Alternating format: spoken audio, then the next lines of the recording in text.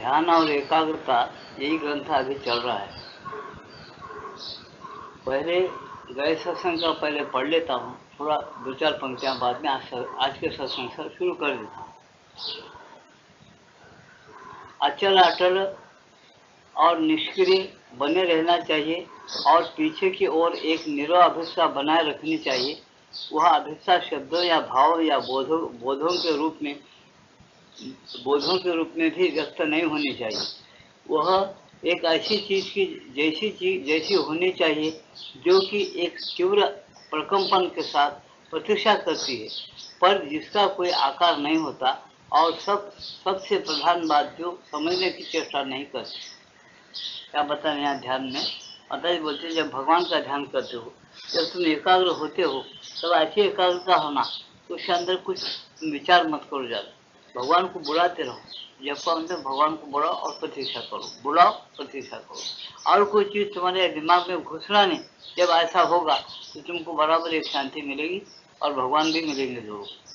भगवान कैसे होंगे? तुम्हारे हृदय में है, उसके लिए सुनने की जरूरत है। तुम्हारे हृदय में जो बैठा पहले से तुम्हारी सांसों को चलाता है। तुम नींद लेते हो, बाद में फिर जिंदे उठते हो, सुबह नींद में मर गया तो आज किसके ऊपर आते हो? सब तमाम कारखाना चला रहा है, तुम खाना खाते बराबर पचा रहा है। बोल रहे हो भगवान फिल्म गीता, अहम वैश्वा नरो भूत्वा प्राणी नाम देहमाश्रितम प्राणापान समायुक्तम पचाम्यन्नम चतुर्विधम। 4 प्रकार के अन्न में पचाता हूँ, जठराग्नि बंद करके, ऐसा बता रहे हूँ। जब 4 प्रकार के अन्नों में पचाते हैं जठराग्नि बंद करके, तो फिर वो जठराग्नि कैसे बने? श्वास बन के जब प्राणापान, अपन और प्राण की जो टक्कर होती है अंदर, तो मैं कराता हूँ, बोलते अन्न पचन होता है उसकी वजह से। ये सारे बातें उन्होंने जो कारखाना चला रहे, भगवान है अंदर। और उसको हमने कुछ लोगों का संशय क्या है कि वो बोलते हैं कि भाई इंसान को रोग आता, अपचन क्यों होता?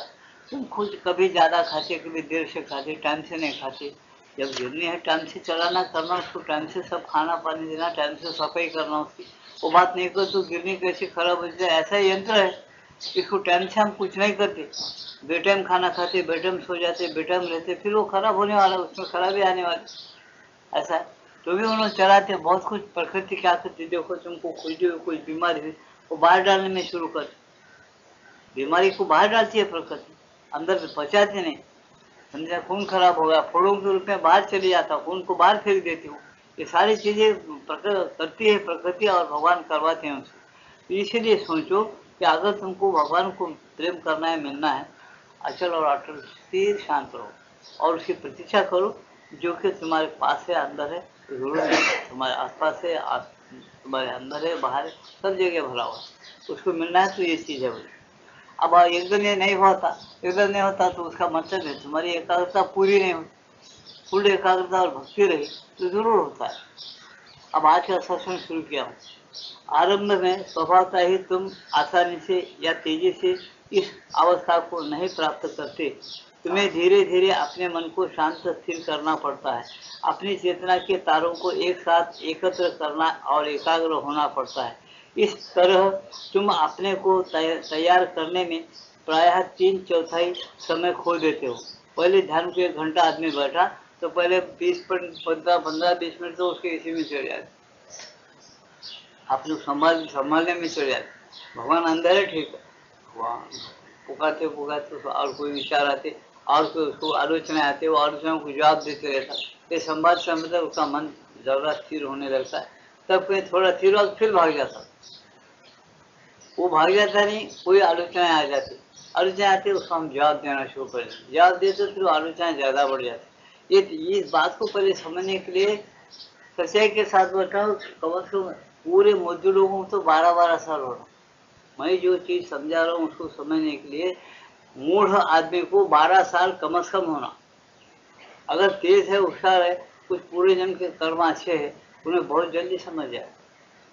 बहुत तेज है तो मेरी बात को सुनते ही उसको यही भगवान दिखना शुरू हो जाए। वो क्यों ऐसा होता?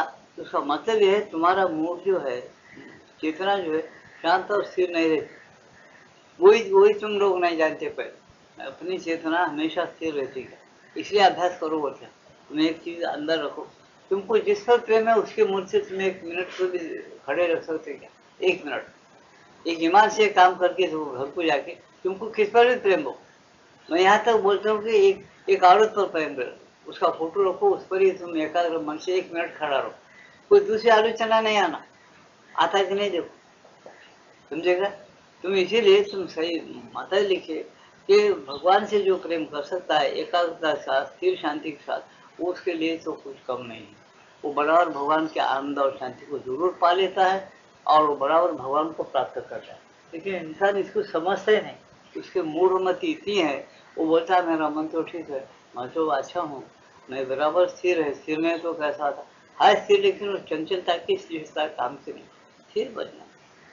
अगर तुम किसी बात पर मन को स्थिर करे, या भगवान की मूर्ति हो या तुम्हारे माशूका कोई हो, उस पर स्थिर को, वो बिल्कुल पूरी की पूरी नक्शा तुम्हारे सामने खड़े हो जाए और वहां से हटता नहीं।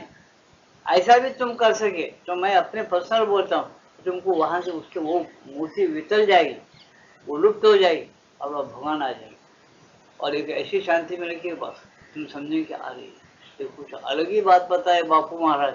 अब सही बात है, करो किसमें नहीं है भगवान, सब कुछ में है, लेकिन तुम नहीं रहते, उसको लेने के काबिल नहीं है।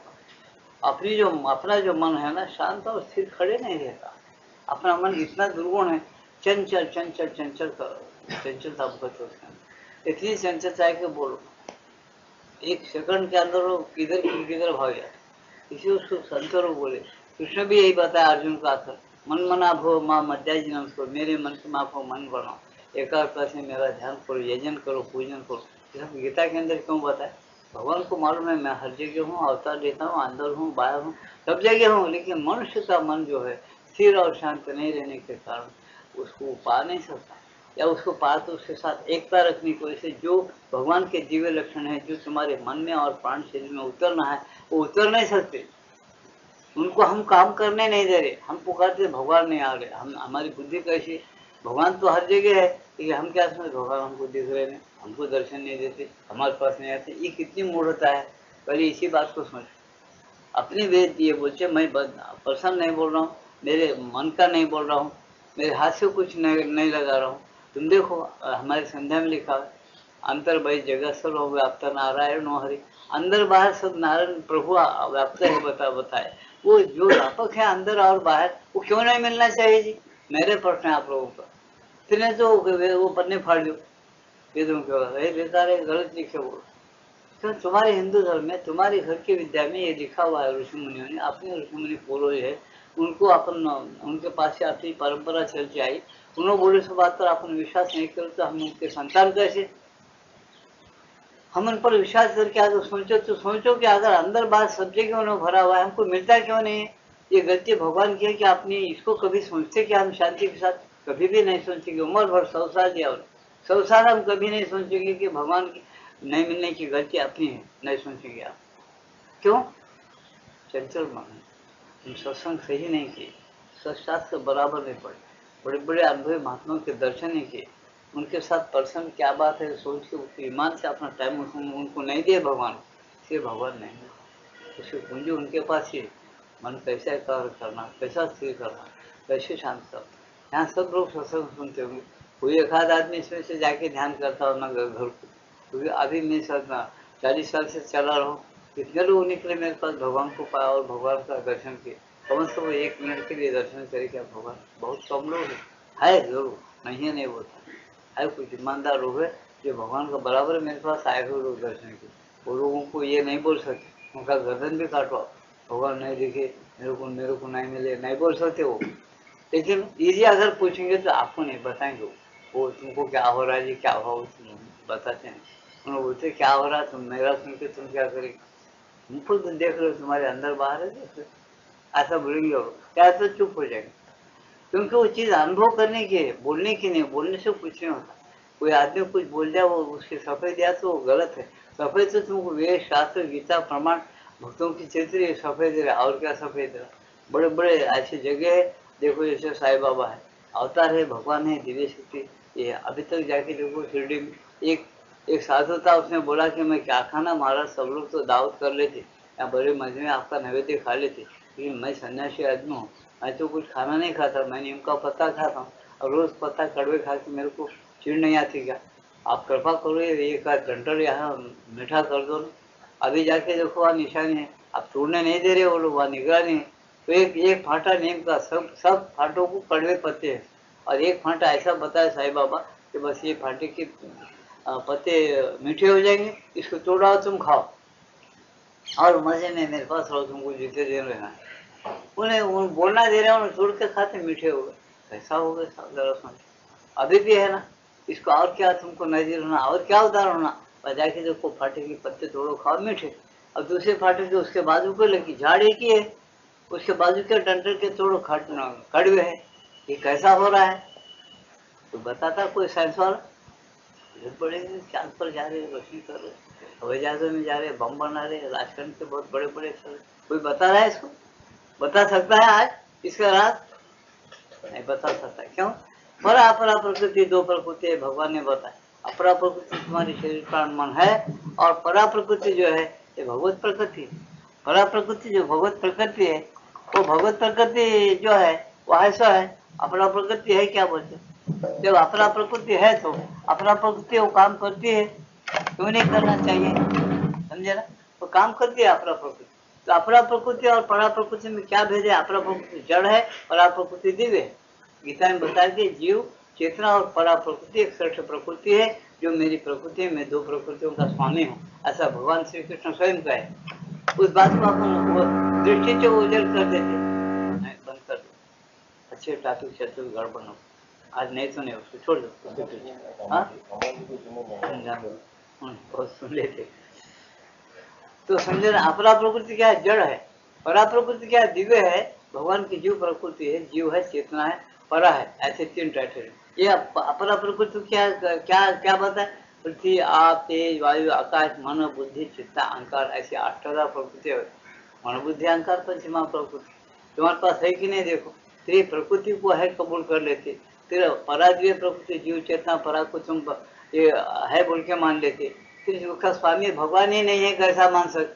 आपको दिखता नहीं, आप बुलाना नहीं चाहते या बुलाने का ढंग आपको मालूम नहीं है, इसलिए उसको नहीं है बोलते। ये अपनी गलती है, भगवान की गलती। इसी यहाँ कहते हैं कि अपरा प्रकृति जब है परा प्रकृति भी है। परा प्रकृति जब है, दो प्रकृतियों का स्वामी श्री कृष्ण भगवान वो भी जरूर है। उन्होंने डिक्लेयर कर दिया साफ में, प्राणी मात्रों का अविनाशी आत्मा होते हुए, ईश्वर होते हुए, मैं अजन्मा होते हुए मैं जन्म लेता हूँ और मेरे जन्म और मेरे कर्म दिव्य है। अर्जुन तू उसको नहीं जानता, तेरे मेरे बहुत से जन्म आज तक हुए हैं और आगे होंगे, लेकिन मैं जानता हूँ, तू नहीं जानता। कैसा जानते हो? उनकी चेतना दिव्य है, भगवान की चेतना दिव्य है, हमारी चेतना साधारण है। क्यों साधारण बनी? हम उनके अंश है, हमारी चेतना साधारण क्यों बनी? उसको भी सुनो बोल, साधारण इसलिए बनी, ये निश्चय नोर का अभ्यास अपन नहीं करते, इसको अपन नहीं चाहते। यह इंद्रियों में आने के बाद शांत और स्थिर अभ्यास कर भगवान को चाहे, भगवान को चाहते चाहते भगवान के लक्षण समाज में आना शुरू हो जाए। शांत और स्थिर हो गई ना, शांत और स्थिर होने के बाद तो हल्लू हल्लू हल्लू आपकी तरक्की होना शुरू हो जाती। शांत और स्थिर हो तो पराजय प्रकृति के साथ आपका संबंध आ जाता है। फिर भगवान के तुम अंश कैसे हो, भगवान से तुम्हारा क्या नाता है, ये शरीर धारण के फिर छोड़ने के बाद आपको जन्म है, सब बातें ऐसे विज्ञाते सर्वम विज्ञातम बोल। जब उसको तुम जान जाते हो सब कुछ जान सकते हो। ये विद्या तुम्हारे घर की है, हिंदुस्तान की, तुम्हारे पास की है, तुम्हारे ऋषि मुनियों की। तुम उसको जानना नहीं चाहो, तुम्हारी मत। इसलिए यहाँ बताते उसका ढंग क्या है, तुम पहले शांत बनो, स्थिर बनो, उसको उसको कमाने की कोशिश करो, उसके साथ फिट होने की कोशिश करो, एकता प्राप्त करने की कोशिश करो। तो क्या होता, उसकी जरूरत महसूस करो। जैसा तुमको पैसे की जरूरत है, भूख लगी, भूख की खाने की जरूरत है, प्यास लगा आपको पानी की जरूरत है, नींद आ गई तो नींद होना बोल के आप जगह ढूंढते उस। इसलिए भगवान के लिए आप क्या कर रहे हैं और क्या ढूंढ रहे हैं? कुछ भी नहीं कर रहे। भगवान की जरूरत पड़ रही है कि आपको? नहीं पड़ रही। और पड़ती तो आपको क्यों पड़ती? आपके प्यास भूख, आपकी कभी इज्जत जाने का टाइम आया और कभी कुछ पैसे की जरूरत पड़ी, कुछ बीमारी आ गई, वो सब कम होना, कुछ टेंशन आया, कुछ खून खराबी का टाइम, भगवान को जब रुझान हो, भगवान इतने से कैसा है बचा। भगवान बोलते क्यों बचाना, फिर कैसे लिए बचाना? मैं क्या तुम्हारा गुलाम हूँ? तुम मेरे से प्रेम ही नहीं रखते, तुम मेरे पास कभी प्रेम से आए नहीं, मेरा दर्शन किए तुम कभी तरसे नहीं, मैं क्या तुम्हारी गुलामगिरी करूँ? क्यों बचाना? मैं अपनी लीला खेल रहा हूँ, मैं सूरज चंद्र नवग्रह बना दिया मैं खेल रहा हूँ, मैं अपने आप से खेल रहा हूँ, मैं जीवन से। तुम्हारी बात कर कुछ सुनना बोल के पूछता, हमारे पास कुछ जवाब है क्या? कुछ भी नहीं। क्या जवाब देंगे उसको? तुम क्यों बनाए बोले तो उन्हें जवाब ही नहीं देता। मेरी सत्ता है, मैं बनाए। तुम्हारी अगर सत्ता है तो तुम तब करो, जब करो, भक्ति करो, प्रेम करो, मेरे को खींचो, मैं तुम्हारा गुलाम जब बनता हूँ। तुम्हारे पास कुछ भी नहीं है भक्ति प्रेम, तो मैं कह तुम्हारे पास आना, सीधा जवाब।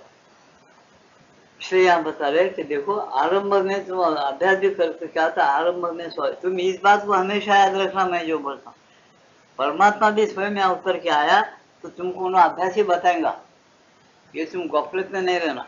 अगर परमात्मा दया करके तुम्हारे सर पे हाथ रख दिया, दृष्टि दे दिया, तो अर्जुन को दिए जैसे अर्जुन को 1 मिनट के लिए दिया, वो सब बताया तमाशे, यही मेरा मन में ऐसा, ये बता के फिर खींच लिया।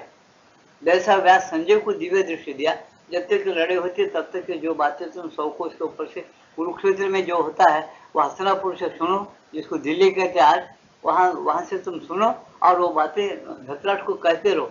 जब वो समाप्त हो जाता, दुर्योधन का भी खत्म होता, जब तुम्हारी दिव्य दृष्टि खींची जाएगी, पिछले हो। फिर आगे पूछे क्या है, ऐसा कैसा होगा, फिर बात आप क्या बोले, खत्म हो। क्यों? लेकिन श्रीअंदो क्या बोलते हैं, नहीं, दिव्य दृष्टि प्राप्त करके हर चीज को जानने वाले की एक जात बनने वाली है। भारत उधर चले जा रहा है। इस लुच्चे जमाने में, गलत जमाने में, रुश्वतखोरी के जमाने में, बेईमानी के जमाने में श्रीअंदो का आवाज ये है कि दिव्य जीवन आने वाला है। कुछ लोग ऐसे पैदा हो जाएंगे, हुए सो हैं, कुछ होंगे, और कुछ आत्माओं को ऐसा बोला है माता जी कि जो वो 5-6 साल में, 10 साल में बहुत जन्म होने वाला है। वो दिव्य ज्ञान, दिव्य चीज को फैला देंगे वो लोग, और एक ऐसी जात बनाएंगे यहाँ पर कि दिव्य ज्ञान, दिव्य सृष्टि हो जाएंगे। राम का राज्य जरूर आता है 20 साल में। हम जिंदे रहे तो कोई इतने तो देखेंगे नहीं तो कुछ नहीं। इसलिए डिक्लेयर करते को वो खराबी की तरफ नहीं जा रहा है। भगवान की लीला अजब है। इसके अंदर से अंधकार के अंदर से प्रकाश भगवान निकाल सकता है, प्रकाश के अंदर से अंधकार भगवान निकाल सकता है, अंधकार के अंदर से प्रकाश, प्रकाश के अंदर से अंधकार, ये निकालने की जो शक्ति है प्रभु के अंदर है और किसी में। इसी उन्होंने बोलते कि भारत का मैं ऋणी हूँ, क्योंकि ऐसे भक्त हो गए उनके यहाँ पर, और है भी आप कि बराबर अंधकार में से प्रकाश निकाल के बताएंगे वो, क्योंकि उनका राज्य अपना नहीं है। अपन तो बिल्कुल कच्चे और लुच्चे हैं सबके सब आज के जमाने में, बड़ों से लेकर नीचे तक भी तुम बहुत, इसमें कोई शक नहीं है। कोई काम सच्चाई के साथ हो रहे हैं, अराजकता हो गई एक शब्द में, राज्य नहीं है, नहीं मेरे कुछ।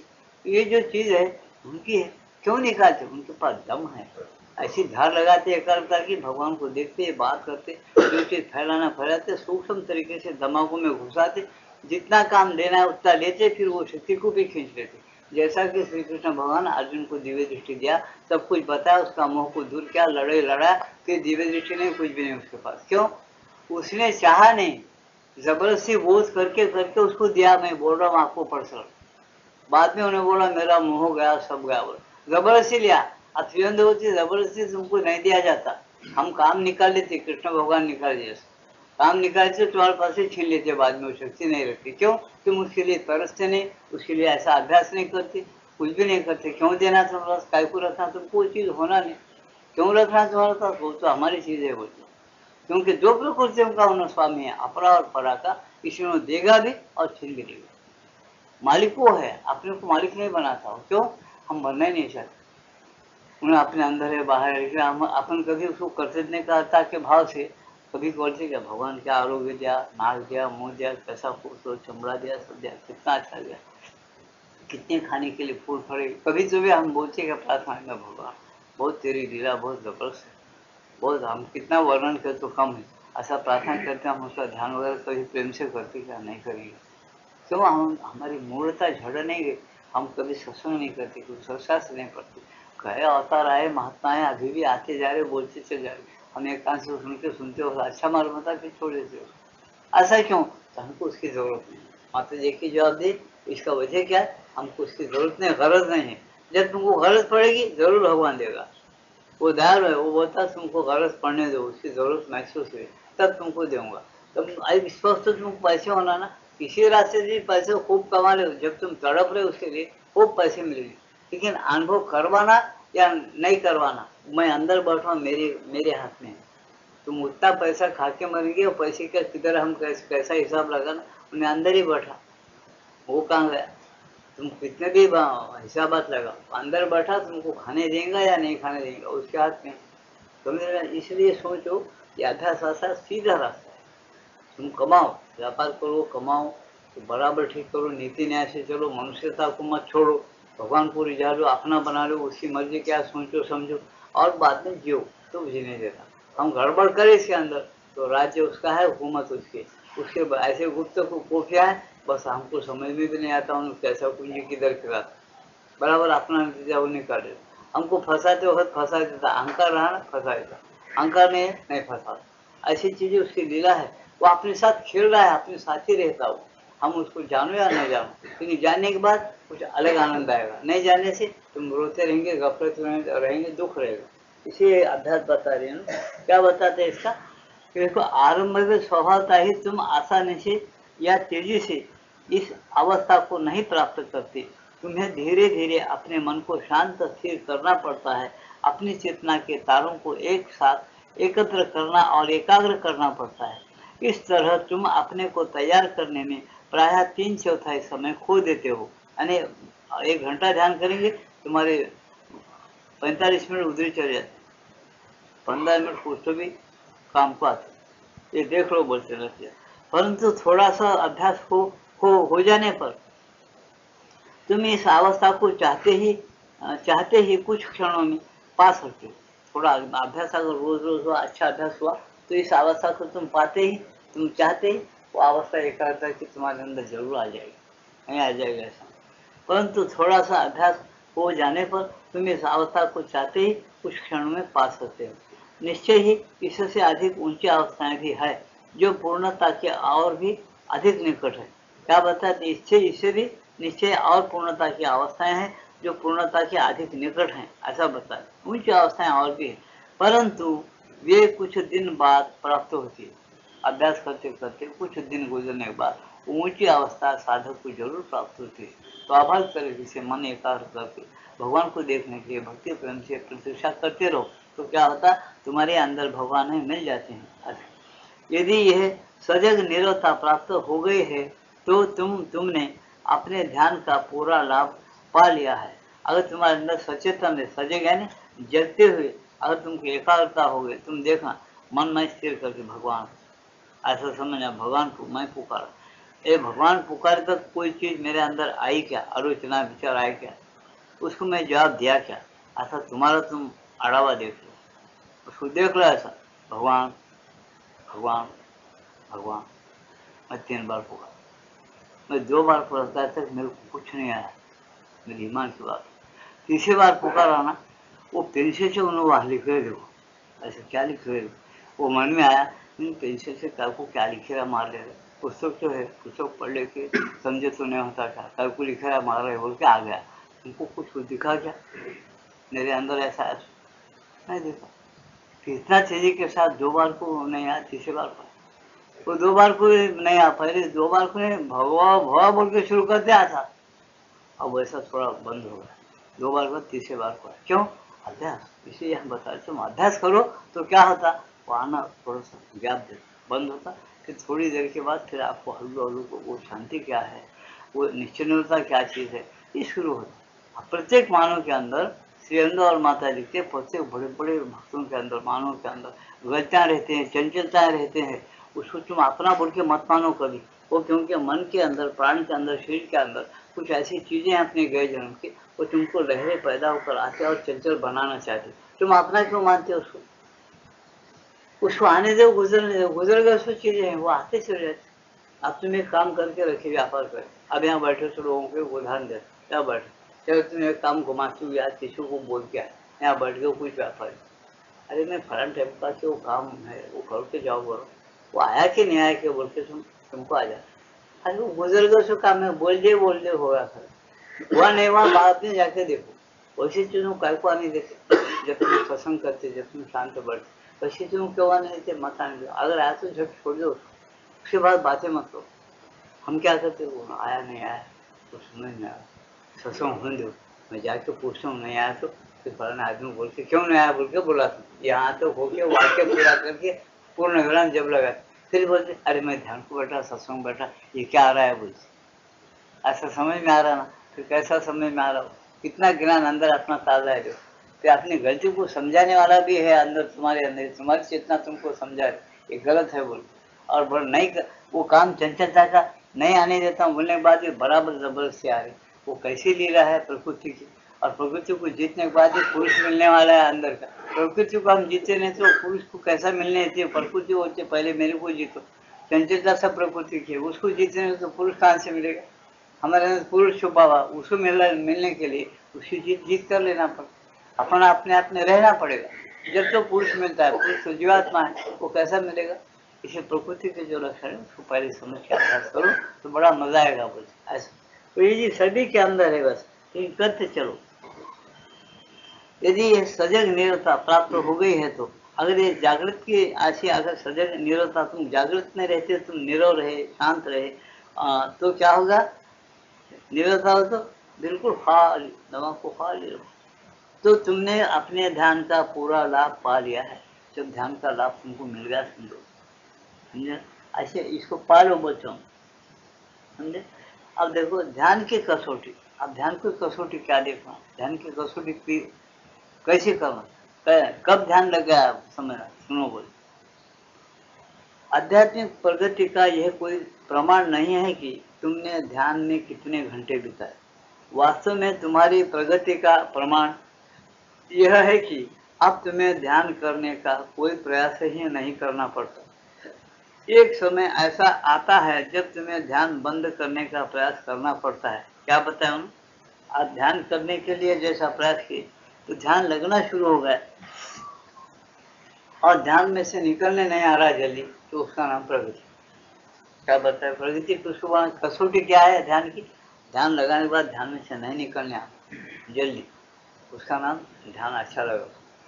और थोड़ा आवाज भी नहीं हुआ, पहले ही ध्यान टूट रहा तो ध्यान लगने के लिए प्रयास कर रहे, ध्यान इजी हो जाना, विचार करते ध्यान लग जाना, निरवता आ जाना, जिसको आप अपन बोल विपश्यना बोल सकते, कुछ नहीं, बाहर से बात इतने अंदर से गड़बड़ नहीं, कुछ नहीं।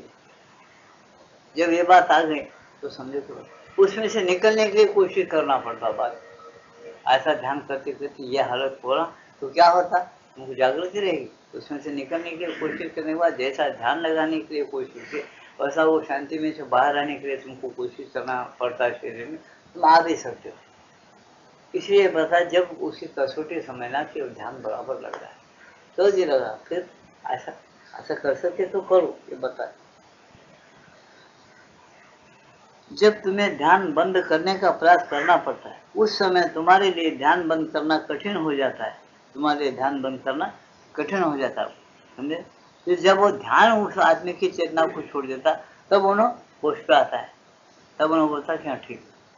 तुम अपने बड़े अम्मा को कितने लोग देखे यहाँ पर, ये बूढ़े अम्मा थे हमारे पास आए, देखे ना सब लोग, हाँ उनको अगर ध्यान लगा तो बाहर आना मुश्किल होता, हम लोग ऐसा बोलना बोलते मगन रहना हूँ, तुम कोई प्रश्न करे तो बोल सकते थे, समझे। क्या प्रश्न क्या सही नहीं करते थे, माता जी ये बोल रहे हैं बोल रहे, क्या सत्यानुसार की उम्र होके चले गए, सत्यानुसार तक भी उनको बराबर चलते चलते ध्यान लग जाता। अपन हम बढ़ते कमरे में जरा डबल होते ध्यान नहीं लगता, वो अपने नखरे करते, उनका ध्यान देखे ना, ऐसा बैठे बैठे लगना, चलते चलते लगना, कैसा ध्यान लगता। कोई आदमी पूछा उनको जानना है तो आदमी क्यों आ रहा क्या कर रहा, जान लेते थे झटपट, कैसा ध्यान थे। ध्यान ऐसी चीज चेतना जो है जब भगवान से जॉइंट होती और थोड़ी देर के लिए क्यों ना क्षण के लिए ऐसे थोड़ा फैल जाती, वो सब में घुस सकता, सब में है वो। और कैसा घुसता, पानी में तुम कंकर मारे उसमें लहर पैदा होती हो, लहर कितने फैलते फैलते फैलते उसका जो किनारा है वहां तक जाके टक्कर खाए तो कोई वापस नहीं होता। ऐसे जब भगवान का स्मरण करें उन ध्यान में निमग्न हो गए तो उनकी चेतना एकदम ऐसा लहर पैदा होती है, एकदम भगवान से हो कि विश्व व्यापक हो सकते हो लोग, चाहे तो नहीं चाहे तो अपने अंदर अपन मगन आत्मा में रह सकते। इसलिए गीता में क्या बोले, देखो अपने आत्मा में अपन मगन रहो, अपने आत्मा में विश्व को देखो, विश्व के अंदर अपने आत्मा को देखो, अपने आत्मा में मुझे देखो, भगवान बोले मेरे अंदर अपने आप को देखो और मेरे अंदर विश्व को देखो। ये क्या बातें हैं, कभी सोचते क्या गीता पढ़ते हुए बोलते क्या बातें हैं ये, भगवान लिख रहे गीता के अंदर मेरे अंदर विश्व को देखो, विश्व के अंदर मेरे को देखो, क्या बात है, कितने कितने स्पष्ट लिखे हैं। कभी हम सोचते, कभी ये बातों पर विचार करते, हमको जरूरत नहीं है, हमको जो जरूरत है काम पढ़ने का वही सोचते, वो प्रसन्न रहेगा आप। फिर बाद में एक दिन वो करते तो उसको सफलता है। तुम सारा दिन प्रकृति के साथ एक होकर भगवान से नाता जोड़ ही नहीं सकते। ऐसा इसे कहते तो सोचो, अगर तुमको ध्यान से नहीं करने के लिए, अगर तुमको सहज तुम्हारी कष्ट ध्यान से नहीं करना, जब तुम अंदर अंदर गहराई के अंदर, अंदर अंदर क्या बोलते, अंदर अगर अंदर नहीं बोले तो उनको मालूम नहीं होगा। अंदर अंदर इसको ऐसा है, रंग तो रंग देते गए तो तुमको गहरा रंग बोलते आप लोग, लाल मालूम, ये जैसा तुम कहते हो उसको गहरा बोलते। ऐसे हम लोग क्या बोलते हो, तो एकाग्रता हो गई ना, ध्यान में निमग्न हो गए, निमग्न होने का और निमग्न होना, और किधर भी दिल दौड़ना है, ऐसा निश्चय नहीं होना कि भगवान ने अंदर से प्रकट होकर तुमसे काम लेना, तुम्हारे शरीर से, प्राण से, मन से, आंखों से, कान से भगवान ही काम लेना, समझे ना। जब तुम कृतार्थ हो गए, कंप्लीट भगवान से तुम अपने शरीर प्राण मन को सर्वभावे न भारत बोले, वो ईश्वर अंदर है, सर्वभाव से समर्पण हो जाओ। क्या मतलब उसका, सर्वभाव से उसको समर्पण होने के बाद ही तुमको परम शांति मिलेगी, गहराई की एकाग्रता से, और शाश्वत स्थान क्या है सो मालूम होगा। उसके पहले मालूम नहीं था, उसके पहले आप अज्ञान में रहते, मूड में रहते। इसीलिए क्या बताते, अगर वैसा करना है तो ध्यान की कसौटी है, पहले ध्यान लगाओ और ध्यान में मगन हो जाओ, बिल्कुल तुमको कुछ नुकसान नहीं होता, उसमें कुछ नहीं होता, तुम्हारे अंदर बहुत शांति और खुशी मालूम हो जाएगी।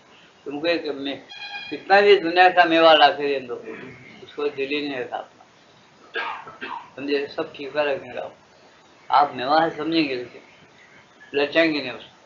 अब इसीलिए नदी, एक सूरज निकला हुआ, चैत्र मास समझो, कड़क धूप निकल गई, हाँ बिल्कुल, उस सुई भी दिख रहा डाले, इतना धूप निकल, उसके अंदर तुम हजार ट्यूबलाइट लगा दी, वो सूरज की रोशनी के अंदर कुछ रोशनी पड़ेगी हो, या फीकी रहेगी वो, उसकी रोशनी कायम रही। तुम अगर तुम ऐसे ट्यूबलाइट लगाएंगे, कितने भी गोले लगाएंगे, सूरज की रोशनी सामने फीका दिखेगा, बहुत भड़क के दिखेगा, कुछ भी रोशनी रहेंगी, रोशनी लेकिन फीकी रहेगी। ऐसा जब तुम भगवान को पा लेते, अपनी चेतना भगवान से जोड़ देते, तो उसकी जो शांति, उसका जो आनंद पाते रहते हो, तब क्या होगा, तुमको ये संसार के जो सुख और जो कुछ गड़बड़ है, ये गड़बड़ तुमको रहता, तुमको सुख वगैरह सब मालूमात रहते, लेकिन फीके रह जाते, उसके सामने कोई भी नहीं, और तुम पर प्रभाव नहीं डाल सकते, तुमको बांधे नहीं रह सकते हो, समझ रहे क्या। ये बात समझाना भी मुश्किल और समझ लेना भी बहुत मुश्किल है। इसलिए महात्मा लोग बोलते पहले करो, करने के बाद समझ में आता, जिसको शौक है करो, नहीं है कोई जरूरत नहीं। भगवान बोलते मेरे कुछ दलिंदर नहीं, कुछ नहीं, मेरे पास 250 जीव है, कम नहीं होते नहीं, ज्यादा से मैं चाहे जितने जीव पैदा कर सकता हूँ बोलते, उनके अंदर संकल्प करते होने का है। इसीलिए सोच लो बच्चों में, अगर ये खेल खेलना है खेलो, नहीं तो जाने दो बच्चों। उस समय तुम्हारे लिए ध्यान बंद करना कठिन हो जाता है। उससे क्या आता है, ध्यान बंद करना कठिन होता है, भगवान का चिंतन बंद करना कठिन हो जाता है। देखिए, स्वाभाविक हो जाता है भगवान का चिंतन, और करना कठिन हो जाता है। इसका नाम बोलते कसौटी। आप समझ सकते कि ध्यान पक्का बढ़ गया, कठिन हो जाता है, भगवान का चिंतन बंद करना कठिन हो जाता है। साधारण चेतना के स्तर पर नीचे उतर आना कठिन हो जाता है। साधारण चेतना क्या, काम, क्रोध, लोभ, मत्सर, दंभ, अहंकार, समझे, चंचलता, ये जो साधारण चेतना के लक्षण है, ये लक्षण में उसकी चेतना उतर करने आती, दौड़ धूप नहीं करती, उसके एकदम शांत और स्थिर रहता है। देखो ऐसा बता रहे, समझे, सोचो, इसको समझ लो। जब भगवान में चित्त एकाग्र कर देना तुम्हारे जीवन की आवश्यकता बन जाती है। क्या बोल रहे श्रीअंदो, मतलब क्या बोलते, जब भगवान के अंदर तुम्हारी एकाग्रता कर देना तुम्हारा जीवन की जब आवश्यकता बन जाती है, जरूरी बन जाना जीवन में, भगवान के अंदर हम एकाग्र हो रहना, भगवान के साथ एक रहना हमारे जीवन की आवश्यकता है, हमको होना ही होना। जैसा तुम चाहते हो बच्चों को पढ़े वगैरह लिखा है, तुम क्या चाहते, आप बच्चा बड़ा होगा, पढ़ा लिखा सब हुआ, नौकरी नहीं मिले, क्या करना होगा, प्रयत्न करो, उधर गए थे, 1 लाख रुपये डोनेशन मांगे था, और फिर देने का 5 था। अब उन्हें 6 भेजे थे, कैसा कर बच्चों को आगे का जिंदगी खराब होता है, कैसा करके घर भेज देता हूँ, ऐसा खेत भेज देता हूँ, उसको 1 लाख रुपये दे के नौकरी पे तो चढ़ा देता हूँ। साहब आप क्या करना, बड़े बड़े लोगों का रिकमेंडेशन लगाए तो भी पैसे तो लेबर नहीं कर रहे, क्या करना, बहुत आजीजी करते करते 1 लाख पर आए, मैं तो 1.25 लाख बोले 25,000 कमाऊंगा। अब अच्छा तुम तो नौकरी नहीं तो दूसरा धंधा कर दो रहे तो वैसा लगा दो खेत बेच के खेत बेच के क्या करते सब नौकरी कर रहे तो बाप बोलता नौकरी कर दो टाइम से जाता करता नौकरी करता सरकार के पास इजी मिलता। ये खेत से क्या मिलता है खेत आजकल छीने जा रहा कब्जा कर ले रहे छोड़ रहे जिसको दे उसको उधर ही चले जा रहा। यही अच्छा साहब अपन नौकरी कर लेना हम तो ये उठाने इसलिए ऐसा करते अच्छा भाई करो कि कोई बात तो खेत बेचे क्यों नौकरी करा था। अब हमें यहाँ पूछे कि भाई काय को खेत बेचे और ज़्यादा देते तो अच्छा था बेचे के क्यों करे तुमको आवश्यकता हुई उसकी तुम अच्छी तरह से सोचे कि वो बेचने के बाद ही मेरे को करना मेरी जरूरी है मेरे को करना वो करे बगैर मैं नहीं रह सकता जिंदगी मेरी बेचे की नहीं रहती मैं करे बगैर नहीं रह सकता तुमको आवश्यकता मालूम है तुम करे उसको तुमको ऐसा आवश्यकता मालूम हो रहा है कि भगवान नहीं मिले मेरा जिंदगी फीका है मिले तो अच्छा है नहीं मिले तो अपना बेकार है कैसा जीना आगे भगवान नहीं मिले तो ऐसा मालूम हो रहा है कि आप लोगों को और ऐसा मालूम नहीं हो रहा है तो तुमको भगवान नहीं मिलेंगे नहीं मिलेंगे नहीं मिलेंगे पक्का याद रखो। अगर मालूम हो रहा है तुम इस ज्ञान तक अगर पहुंचे कि बराबर भगवान मिले तक अपनी जिंदगी फजूल है बेकार है चाहे भगवान पैसा भी रखने दो अपने भगवान में उसके साथ एक रहना उसको मिलकर रहना उसकी मर्जी जो है वो करेंगे नहीं तो उसके से मिलकर रहना वो मेरी जिंदगी की आवश्यकता है। ऐसा अगर तुम्हारे हमारी ईमानदारी के साथ अगर प्रेम भक्ति है जरूर मिलेगा जरूर मिलेगा जरूर मिलकर रहेगा अनुभव कर करेंगे आप लोग पक्का याद रखो इस बात माता जी इसको डिक्लेयर किया और बहुत से लोगों को ऐसा हो गया समझे ना ऐसा है ये इस जमाने में भी बहुत बहुत जगह ये लोग पढ़ के बोलते लोग पढ़ रहे उसमें इसमें आया माता जी कोयले ढोने वाले के साथ 3 दिन रहे ये अपने ये शरीर से रहे पांडिचेरी में भी शरीर है वो कोयले ढोने वाले के साथ भी कलकत्ता में उसके साथ रहे तुमने बिल्कुल उन्होंने बोलता लिखा तो माता जी वहाँ पर है सब साथ चौकन माता जी यहाँ पर है और वहाँ पर कैसे 3 दिन तुम बोलेगा ऐसा कैसा वो साइंस से नहीं समझ में आता वो योग विद्या है योग से वो लोग कर सकते हैं और किए हैं ऐसा तो क्यों ऐसा तो बराबर पता है तुमने वो प्रेम भक्ति किया कोयले ढोने वाला क्या उनको और कोई से जात वाला रहे क्या मेहनत करे उसका प्रेम और भक्ति रात दिन वो करता था 10 बच्चों को लेकर उन्हें जिंदगी जीना मुश्किल था उसमें से उन्हें बचा के 1 रुपया माता को भेज 1 रुपया मना करना माता जो उन पे आते आंखों को लगाना वहां से जानते थे कि किस तकलीफ में है क्यों ऐसा इसकी हालत बाद में सब अच्छा होगा ठीक होगा लेकिन ऐसा है तो कहने का मतलब हमको आवश्यकता होना उसकी जरूरत महसूस होना जैसा मैं नौकरी करना दे दिया जरूरत महसूस होता तुम खेत बेचे घरदार बेचे और कुछ भी करते पाँव पड़ते नहीं तो खरीदा ला के करते उसकी आवश्यकता है तुम किसी की आवश्यकता है जब आवश्यकता नहीं तो होगा नहीं आवश्यकता है जरूर मिलेगा ये पॉइंट है इसलिए आवश्यकता है एकाग्रता जरूर आएगी तुम बरोबर उसको ध्यान कर सकते आवश्यकता नहीं क्यों वो बापू बोले नहीं अपन बैठ के देखेंगे 15 दिन पकाते रहता कुछ न कुछ से उसको आवश्यकता नहीं उधर का कुछ दिल जाएंगे उसको समझे अच्छी चीज है तो इसलिए ये बनावटी काम नहीं था यहाँ पर यहाँ कहते कि देखो भाई सोचो और आवश्यकता तो माता जी बताए एकाग्र कर देना तुम्हारे जीवन की आवश्यकता एकाग्र कर देना तुम्हारे जीवन की भगवान में चित्त एकाग्र कर देना तुम्हारे जीवन की आवश्यकता बन जाती है जब उसे किए बिना तुम रह ही नहीं सकते जब तुम उसको किए बिना रह सकते क्या रह नहीं सकते जब यह एकाग्रता सुबह से शाम तक स्वाभाविक रूप में बनी रहती है जब एकाग्रता तुमको सुबह से शाम तक कोई तुमको ऐसा बोलना नहीं पड़ता हमेशा नाम लो जी भगवान का घड़ा लगाओ 1 सेकंड को नाम ले बोलना पड़ता तुमको खुद अंदर से नाम लेना छोड़ना ही नहीं उसका ऐसा तुमको आवश्यकता पड़ती तुम लेना ही शुरू कर देते उसका नाम है आवश्यकता और तुमको जरूरी काम महसूस हुआ भगवान का नाम लेना जरूर महसूस हुआ और अनुभव करने के भगवान के बिना कुछ तो तुम खुद करेंगे और उसका फायदा जरूर होता नहीं होता ऐसा भगवान जरूर मिलते भगवान के लक्षण क्या है भगवान के पास क्या है जब उसके साथ चेतना टच होती तुमको जरूर महसूस होता तुम बर्फ कुछ ही ठंडा लगेगा गर्मी कुछ हो गर्म लगेगा है ना ऐसे भगवान के पास क्या है भगवान कैसे बने हुए उसकी चेतना के साथ एक चेतना हुई जरूर तुमको अनुभव हुआ कि भगवान कैसे व्यापक है तो चुप के लिखे क्या मैं प्रश्न करता हूँ भगवान व्यापक है कौन लिखा है कोई ऋषि लिखा है क्यों लिखा उसको क्या मालूम उन्होंने क्या अपने हड्डियाँ वगैरह सब काट कूट के चौंतर फेंक के देख जाएगा नहीं उसकी चेतना फैल गई भगवान से एक होगा अनुभव किया उसने हर जगह भगवान है जब उन्होंने लिखा भगवान व्यापक है भगवान अंतर्यामी है कौन लिख रहा एक ऋषि लिख रहा है एक भक्त लिख रहा है क्यों लिख रहा है उसको अनुभव हुआ वो अंतर्यामी है। उन्होंने अंदर देखा, भगवान अंदर है, सबके अंदर है, उसको दर्शन हुआ, ऐसा अनुभव किया जब लिखा है उसने। फालतू का काल को लिखता है। तो ये चीजें जो है अनुभव करे बार अगर लिखेंगे तो कोई उसको मानेगा नहीं। और वैसे जो श्लोक, वैसी जो चीज है वो चूड़े को बेचे जाते चले जाते। उसकी जरूरत है इंसानों के लिए। अब तक जिंदा रख रहे हैं अपने हिंदू धर्म और उसको बराबर छपते चले जा रहा है। गीता रामायण कब की चीजें हैं, आज तक जिंदा होकर चूड़े वालों में जाना रहना ही नहीं था। रामायण और गीता क्यों दुनिया में रामायण गीता और वेद शास्त्र अब तक क्यों है? इसका वजह यही है, प्रभु की इच्छा है और तुम उसकी जरूरत है, उसका काम इंसानों के लिए है। अभी पूरा पूरा काम उसका नहीं हुआ। इसी गीता है, वेद है, शास्त्र है, उपनिषद है, रामायण है, सब है और रहेगा। जब तक के मनुष्य है तब तक वो रहेंगे। क्यों? उसके अंदर ऐसी आध्यात्मिक शक्ति है और उसके अंदर ऐसी नीति और मनुष्यता ऐसी भरी हुई है जो हमारा उद्धार कर सकता। वो जरूर रहता, उनका कृपा प्रसाद है। हमको पढ़ के आगे बढ़ने के लिए वो रखें, बराबर क्यों नहीं रहेगा? तो ऐसी इसीलिए बताते कि हमको अगर आवश्यकता है इन चीजों को पढ़ो और आगे बढ़ते रहो, ऐसा कहना है। इसलिए माता जी कहते कि स्वाभाविक ही उसको जरूरत पड़ती है तो वो लेते रहता। भगवान में चित्त एकाग्र कर देना तुम्हारे जीवन की आवश्यकता बन जाती है।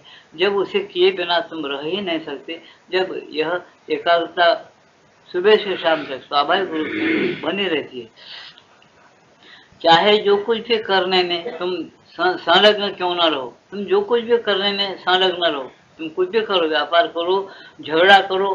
अर्जुन झगड़ा करा, युद्ध करा, भगवान कृष्ण को भूल गया क्या जी? नहीं, साथ नहीं है। इसे जो कुछ आदमी करने लगा ना, उससे संबंध उसको अंदर ही रहता है। तुम ऐसा कर सकते, भगवान का स्मरण अंदर रहता है, उन्हें रहता जरूर रहता। तुमको देखो, एक नजर देता हूँ, दुख का हो सुख का, कोई संतोष दिया वो भी तुम्हारे अंदर है। एक जबरदस्त फोड़ा हो तुम, डॉक्टर आया, इंजेक्शन दिया, पट्टियाँ बांधा, सब घड़ी को टीच टीच बोलते। तुम बहुत बड़े आदमी हो, तुम गुलाब जामुन खाते रहेंगे, तुम्हारे बड़े बड़े लोग आके मिलते रहेंगे, बातें करते रहेंगे, लेकिन बात करते रहते मुँह टेढ़ा बन जाते हैं। हो ये फलाने बात आते, सब बात करेंगे लेकिन मुँह टेढ़ा बन जाते रहेंगे। क्या तकलीफ होती है? हाँ तकलीफ। क्यों? उसमें दिल क्यों को रहता है? तुम बात कर रहे हैं, उसमें दिल रहता नहीं। क्यों? किसलिए रहता दिल? वो तुमको टीच दे रहा, दुख में दुख दे रहा, उसमें रहता ना दिल, वैसा उसको सुख में रहता। भगवान का टेंशन एकता कर लिया, सुख पर शांति का टच हुआ, उसका भी दिल उसमें रहता बार बार। तुमसे बात करेगा, तुमसे काम करेगा, चौं तरफ फिरेगा, सब करेगा। जैसा वो दर्द उसको महसूस होता वैसा उसको सुख भी महसूस करेगा, जरूर महसूस रहता है। देखिए ये करे बगैर मालूम, हम कितना भी समझे फायदा क्या, फायदा नहीं बोलते। जब तो उसको महसूस करता है उसको, जब उसे किसी बिना किसी उसके किए बिना तुम रह ही नहीं सकते। जब यह एकाग्रता सुबह से शाम तक स्वाभाविक रूप में बनी रहती है, चाहे जो कुछ भी करने में तुम संलग्न क्यों न रहो, तभी यह कहा जा सकता है कि तुम निश्चित रूप से प्रगति कर रहे हो।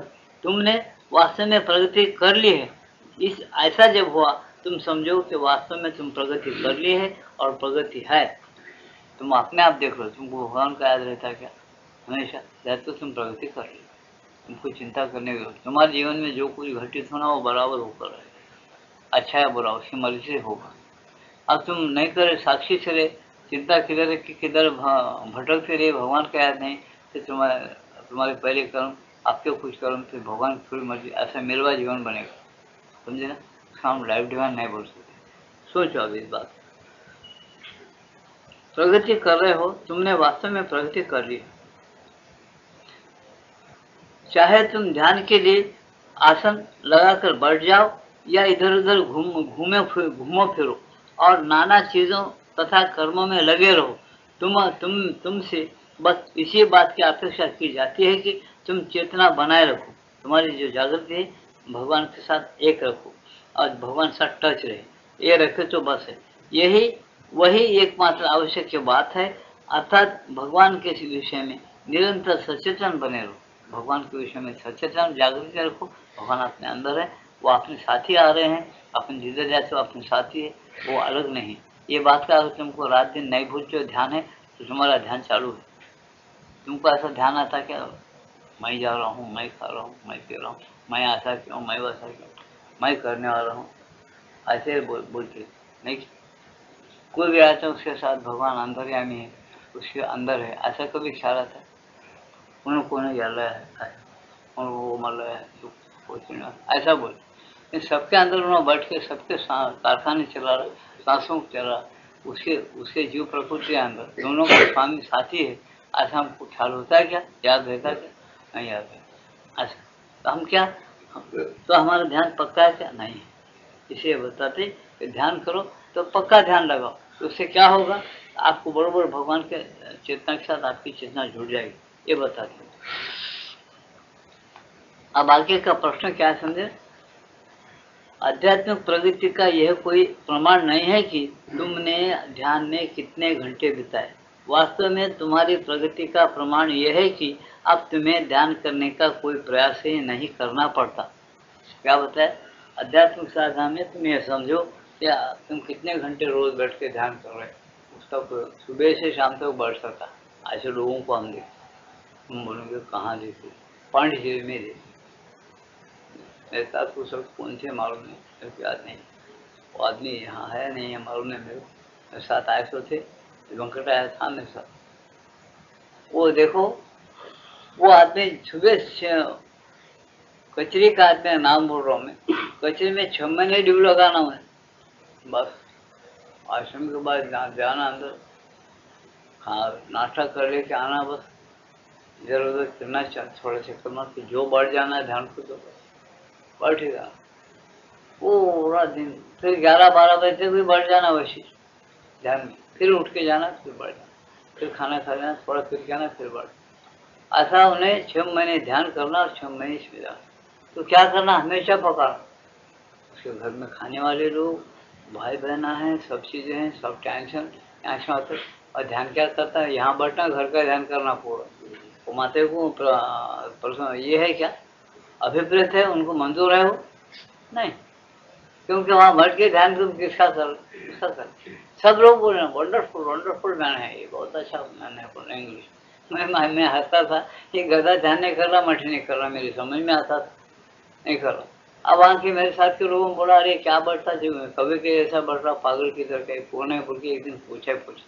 महीना भर ठहर थे, जब मेरे साथ बढ़ के वो इनके अम्मा भी थे, आपके अम्मा थे मेरे साथ, एक महीना में थे पांडिचेरी में, ध्यान वगैरह करे। तो फिर उस बच्चों को हम क्या करें कि बच्चा कौन है पता नहीं कर, आप मेरे साथ के लोग तुम ऐसा कैसा बोल रहे मारे, तुमको बताता हूँ तमाशा, तुमको मालूम नहीं होता, बड़ा मुश्किल है। हमारे पास मरने बोले चने खावे लोखंडाचे तरी ब्रह्मपति नाचे, स्पोर्ट का खेल नहीं है, उसको संयम होना, वो होना। बैठने से क्या होता है, ढोनों को गट्ठे भी पड़ते लेकिन भगवान नहीं, क्यों नहीं मिलता? तुम्हारा मन ठिकाने नहीं, कहीं को मिलता? पैसा है, प्रेम होना, भक्ति होना, उसके लिए ऐसा तरसना। तो मैं पता नहीं, वो बच्चे के लिए तुम घर से मकान बेचे, सब जो चाहे करने को तैयार रहते, मिनिस्टर के पास और किसके पास जाते? चपरासी काम, चपरासी हाथ देगा, अरे बाबा तुम मिनिस्टर, तुम मजिस्ट्रेट हो, मालूम है तुम कुछ भी मेरा काम निकालोगे, मिनिस्टर मालूम है, वैसा करो, तुम्हारा बहुत उपकार, हम कभी नहीं बोलते, सब बोले, चपरासी को बोलेंगे आपका जरूर आवश्यकता है आपको, इसको आवश्यकता नहीं, क्या को करते थे, बड़ा नाम बढ़ जाते होगा, कुछ लोग वाह बोल के बढ़ जाते, कुछ भगत बोल के बोलना, लोग बोल के बढ़ जाते, वो भगवान समझ लेते सब, इसलिए बैठा ठीक है, लोग बोलते उसको ऐसे टाइटल भी मिलते, जो उसके बैठता उसको मिले बगैर नहीं रहता, उसको भी बेचैनी होती है भगवान, ऐसा भक्तों को होती है। तो उसको हम हल्लू क्या करे, निकालते निकालते वो बच्चा को नहीं निकाल के उसको बुला दे, उसको बैठ बिठाए, चाय पानी पिलाए करे, हम बड़े अमृत से बोल रहे, निंदा नहीं कर रहा हूँ, सच्ची बात क्या है तुमको सुनाने के लिए बोल रहा हूँ, इसको ख्याल रखो, नहीं तो आप लोग ऐसा गलत ख्याल करेंगे, बापू भी ऐसा बोलते होते दूसरों की निंदा करते नहीं।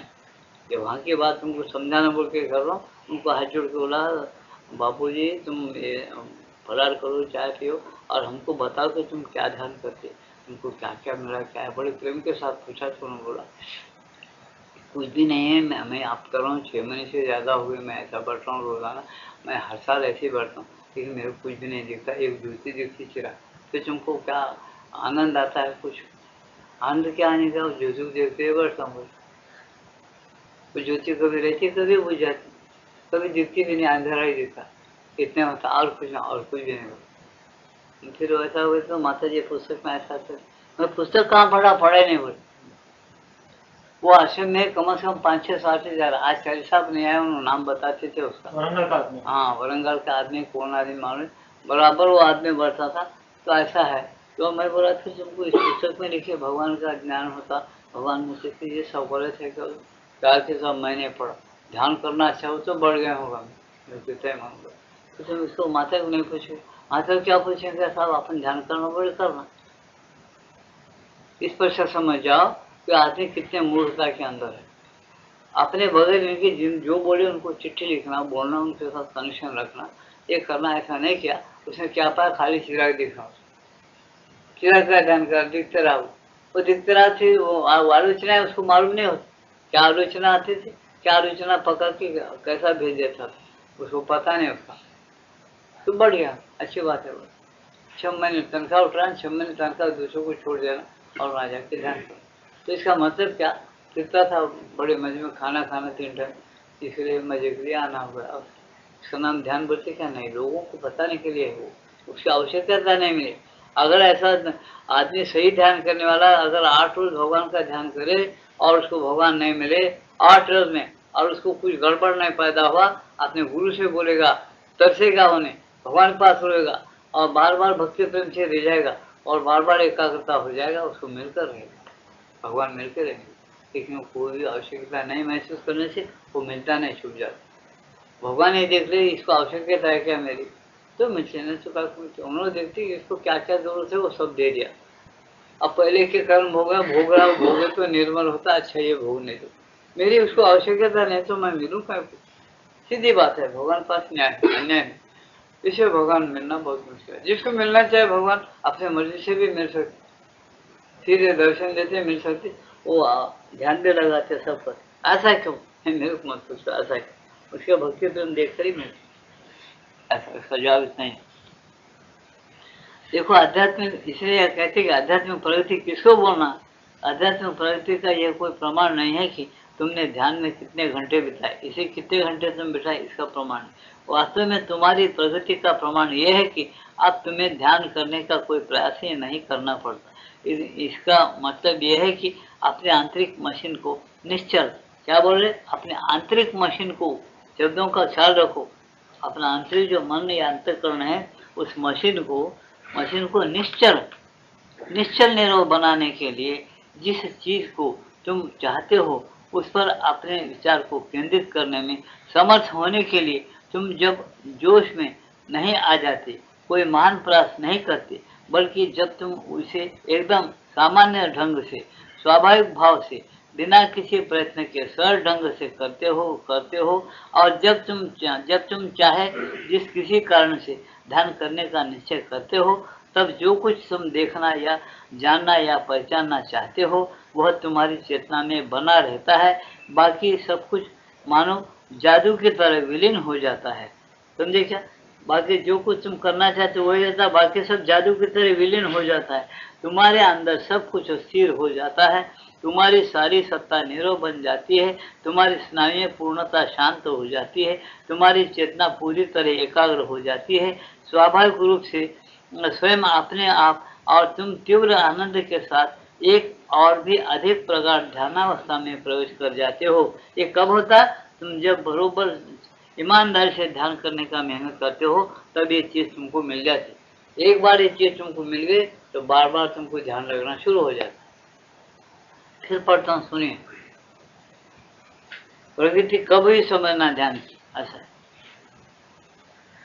इसका मतलब यह है कि अपनी आंतरिक मशीन को निश्चल निरोग बनाने के लिए जिस चीज को तुम चाहते हो उस पर अपने विचार को केंद्रित करने में समर्थ होने के लिए तुम जब जोश में नहीं आ जाते, कोई महान प्रयास नहीं करते, बल्कि जब तुम इसे एकदम सामान्य ढंग से, स्वाभाविक भाव से, बिना किसी प्रयत्न के सरल ढंग से करते हो और जब तुम चाहे जिस किसी कारण से ध्यान करने का निश्चय करते हो, तब जो कुछ तुम देखना या जानना या पहचानना चाहते हो वह तुम्हारी चेतना में बना रहता है। बाकी सब कुछ मानो जादू की तरह विलीन हो जाता है। मतलब क्या, जब तुम ठीक तरह से अगर अभ्यास करे, ठीक तरह से मेहनत करे तो तुम्हारे कोई एकाग्र बन जाती और ठीक तुमको शांति वगैरह में।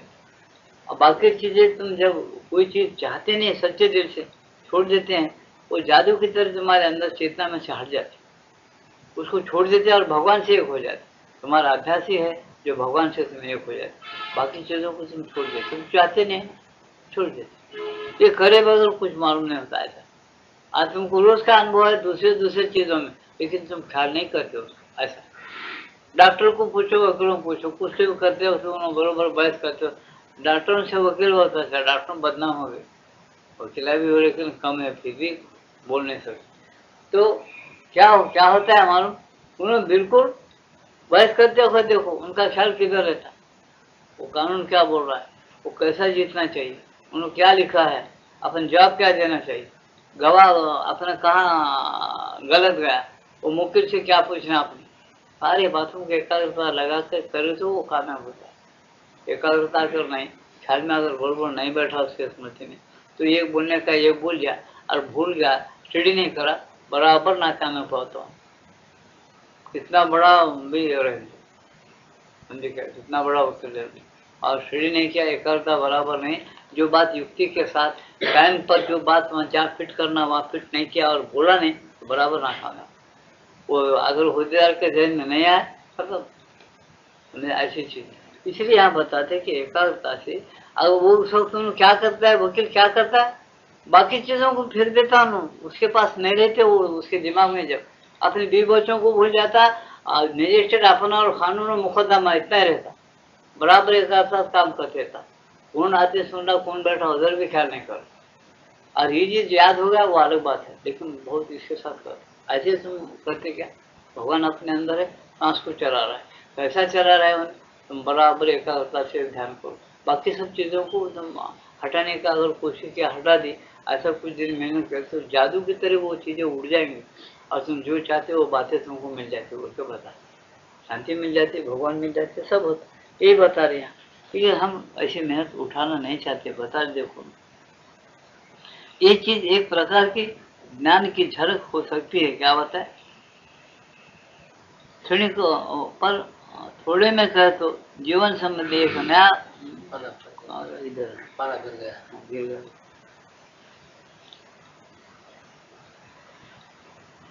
इसका मतलब यह है कि अपने आंतरिक मशीन को निश्चल निरव बनाने के लिए जिस चीज को तुम चाहते हो उस पर अपने विचार को केंद्रित करने में समर्थ होने के लिए तुम जब जोश में नहीं आ जाते, कोई महान प्रयास नहीं करते, फिर क्या होता है, बल्कि जब तुम इसे एकदम सामान्य ढंग से, स्वाभाविक भाव से, बिना किसी प्रयत्न के सहज ढंग से करते हो, और जब तुम चाहे जिस किसी कारण से ध्यान करने का निश्चय करते हो, तब जो कुछ तुम देखना या जानना या पहचानना चाहते हो वह तुम्हारी चेतना में बना रहता है।